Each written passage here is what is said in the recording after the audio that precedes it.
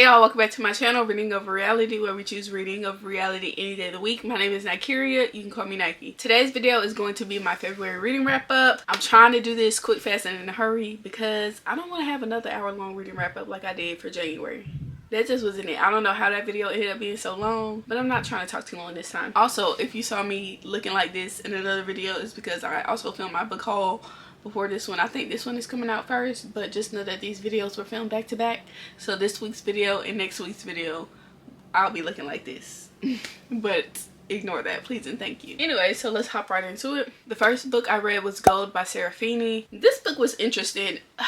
I really honestly can't even explain it. It follows a group of about 3 different friends, a group of males, a group of females, and another group of females, and it basically just follows their lives and how they're intertwined, how they interact with each other. It reminds me very much so of the show Harlem or Sisters, if you're familiar with those shows. I swear this author read it. What? I swear this author wrote the book as if it was a TV show. Like, it was no plot, just vibes. Like, we just following these people in their lives. I mean, even the transitions from character to character. You know how in like TV shows or movies, how let's say the show starts off with one character, she meets up at lunch with another character, and at the end of lunch you end up following that person she met up with, and then once that person ends up going to work and then interacting with a coworker, and then it ends up following the coworker that she interacted with. Like, even the transitions between character gave very much so a TV show. And honestly, if this was a TV show, it would be fire. I really, like I said, I can't explain it because it's literally as if a TV show.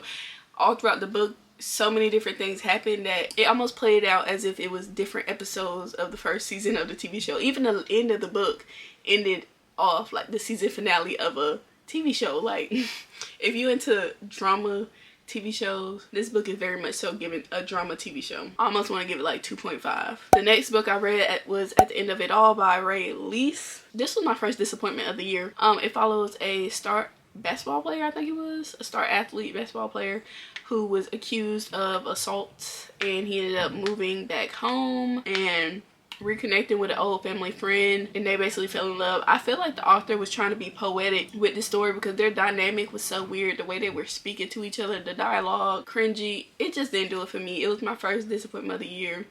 I think she was trying to make it poetic, but the execution just was not there for me, in my opinion. Did not enjoy the book. I'll give it 3 stars, but honestly, I gave 3 stars. The next book I read was You Should Have Just Let Me Go by Bailey Thomas. The author actually sent me this book. She reached out to me on Instagram. Actually, she emailed me about sending me her book to showcase on my channel. So I did go ahead and read it. It's also on Kindle Unlimited if you're interested. I really don't even know how to describe this book. It's not romance. It's not contemporary fiction. It's not literary fiction. I guess you could say it's anti-romance. This is about a couple that's been together for 6 years and they basically fall out of love. This book, the female character, both characters were pissing me off so bad. So bad. The way he was acting, very childish. Girl. The way she was kissing his... Girl, I really don't want to talk about this book too much because I'm not gonna lie, I didn't enjoy it. I did not enjoy it. The characters, both characters were unlikable because she was just like begging a man. You're begging a girl. You couldn't even, and it's like I was rooting for her to do better, but she didn't even want better for herself. Girl, I'm gonna have to get this one 3 stars. The next book I went ahead into was The Razor Dragons by Evan Winter. If you watch my doing book stuff, I read this book in that video. This is my first 5-star of the year. I'm so in love. I'm so obsessed. I'm so happy. And I can't wait to put it on my shelf. This is getting displayed. Has to. Very much so getting displayed. This is a high fantasy story about a group of people. I think they were called the Omehi. Are these the people that were called Omehi? Can't remember. I hope I'm not getting that mixed up with Children of Blood and Bone. Group of people who are on the run from their homeland and they end up arriving at a new land. I think it's an island. I'm not too sure. But the island already is inhabited and these people are like, y'all can't stay here. So basically they're at war, and it's basically a never-ending war. Main character Tao, he wants nothing to do with this war. He wants to live a beautiful, peaceful life with the love of his life, but he ends up having tragic things happen to him. He's overcome with grief, which he deals with by becoming angry, very much so angry and vengeful. His transformation, the character development from beginning to end of this book, Tao, the way you imagine him at the beginning of the book and the way you imagine him by the end of the book, it's like there's no way those are the same people. Like, the way I imagine him as a little skinny, scrawny, timid, goofy little boy, playful little boy, little teenage, little tween little boy, to this big ass burly grown man. If you have not read it, I know a lot of people have talked about this. It's a really good series, a really good book. First 5-star of the year.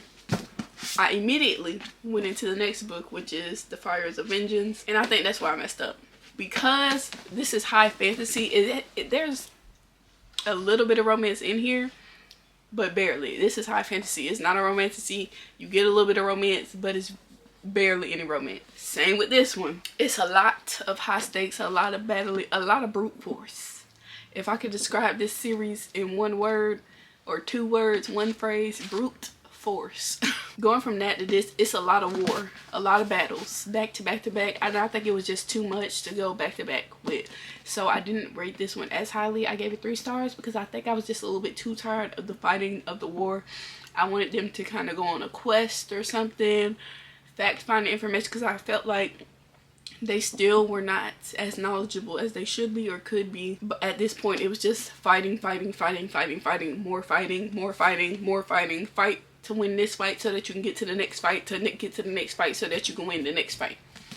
And that's basically what I'm assuming the whole rest of the series is going to be, but I'm going to read them. I'm going to read them. I don't care. There's 2 more books coming out. The next book comes out in May. Can't wait. So I gave this one 3 stars, but I think if I would have spaced it out and read something else in between this, it would have probably been a 4-star. I just was a little bit tired of the fighting. So I'm gonna put that one on me, but I did end up giving it 3 stars. Then I read 10,000 Hours with a Rich Menace. This woman is very naive, very weird, very socially awkward, maybe even a little bit autistic. I don't know. The author didn't describe her as autistic, but she's just a little bit socially off. She basically meets this woman that's very out there. They become friends, and this woman was like, let me take you on a trip. They go on this trip. They get kidnapped. The friend decides that she's going to offer her friend up as a wife, as a bride, to the person that kidnapped them in order to save herself. She's the reason they got kidnapped. So in order to save herself, she offers her friends up as a wife. The friend agrees. So it's basically forced proximity, for arranged marriage, stuff like that. The girl is very much so off, very weird, very, don't know how to explain it. I didn't hate the book, but I wasn't in love with it either. I definitely laughed a lot. The main male character, he's funny. Every time anybody would say anything about his wife, like a compliment or anything, he like, you said you want to fuck my wife? Somebody would say, she's beautiful. You said you want to fuck my wife? The way his reactions was just too funny. Like, it was a good story. I just was in love with it, so I gave it 3 stars. The last book I read in February was Waiting for Friday Nights by Cynthia Williams.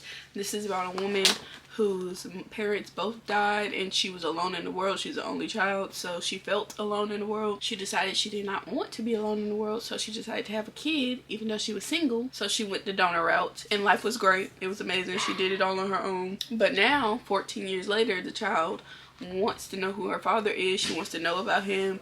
She wants to meet him. The mother is keeping it a secret, so she decides to find him on her own. Turns out they already know the daddy. They already know the daddy. And they basically try to navigate co-parenting. They have to move from their previous relationship dynamic to a whole new dynamic. I didn't love this book. I really didn't love it. I did put an Instagram review, so follow me on Bookstagram, Readingoverreality 1. This was my first Bookstagram review. I didn't love it. The cover really caught my eye. Honestly, not gonna lie, I do want to take this book back to the store. I do want to take it back, but I thought I was gonna love it, and there was a few quotable lines, so this is why I don't annotate. I did highlight like 2 or 3 things in the beginning of the book, so I gotta keep it. But I might end up putting it in a free little library. So I think it was because the story felt kind of rushed. Everything fell into place kind of too perfectly. In reality, this man would have not a single parental right over this child because it's a donor child. You have no rights over it. So he wasn't really trying to push his way into their lives. But the way the grandparents were like, you let her get away with too much stuff, that's your child too. It's really, biologically yes, but really no, it's not his child. Like, I mean,